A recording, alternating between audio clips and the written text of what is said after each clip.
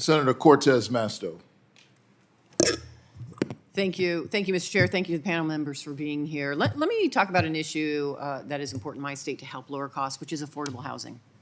I want to thank both Mr. Scharf and Ms. Frazier. We've had this conversation, and I know I just recently toured Decatur Commons. It's a $110 million affordable housing rental development in Las Vegas. It's a beautiful multifamily apartment development. It has 480 new units, 240 units for low-income families and 240 units for low-income seniors. Citi and Wells Fargo helped provide the financing to build this with Nevada Hand in Nevada. Mr. Scharf, in the past 2 years, Wells Fargo provided $128 million to finance 6 affordable rental housing projects, providing nearly 1,000 new affordable units in Nevada.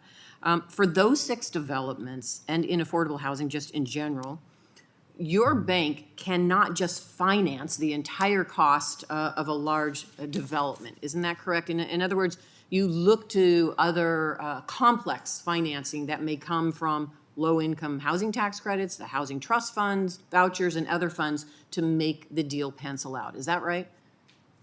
That is generally correct, yes. And Ms. Fraser, in your testimony, you shared that Citi has also provided $5.6 million in 32 states to build affordable housing.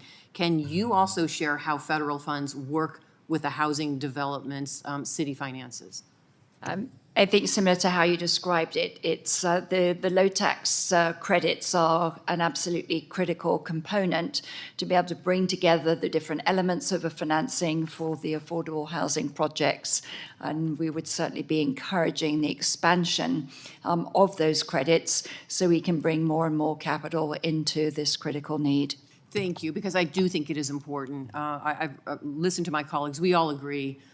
We've got to lower costs around affordable housing. There is a role for Congress to play here. There's legislation that is out there that I support, some of my colleagues do, that we should be passing to address this, to bring back the opportunity for families, first-time home buyers, for seniors, for low-income families, and so many to be able to afford housing in this country. So I thank you for that. Let me give an opportunity to the other panelists. I'm curious, with your banks, the work that you're doing around affordable housing as well.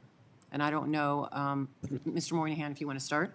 A couple things, Senator. One, we compete for those projects, and so we are one of the larger, we're all among the largest people who invest in low-income house and tax credit-driven transactions, and I think we have 2,700 properties around the country we invest in.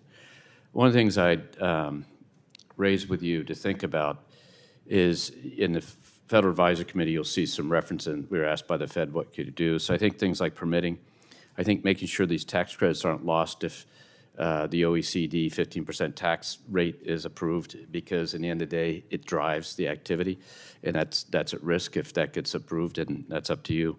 I think the other thing is to continue to be inventive, a little bit like you did with the MDIs and CDFIs, with equity to developers to enhance the equity part, because that we can only lend when there's something underneath us, and you need both the expertise to develop and also the equity, but it's a critical issue, and we all work on it every day. I mean, we've got literally $5 billion we did last year. We'll do another $5 or $6 billion this year. It's not something we're unfamiliar with, and I think I'd encourage you to sit with our experts, and they can give you 8,000 things that could make it easier.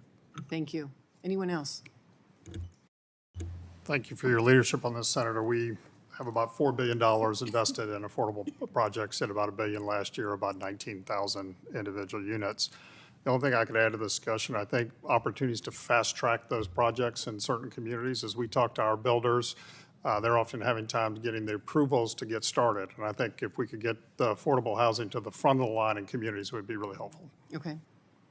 We have similar numbers, Senator, and I would also say, as you mentioned, the banks not only play a role in the low-income housing tax credit, but collecting capital from all sources and making sure the project is successful in its objective, and I think that's a key component of our focus as well.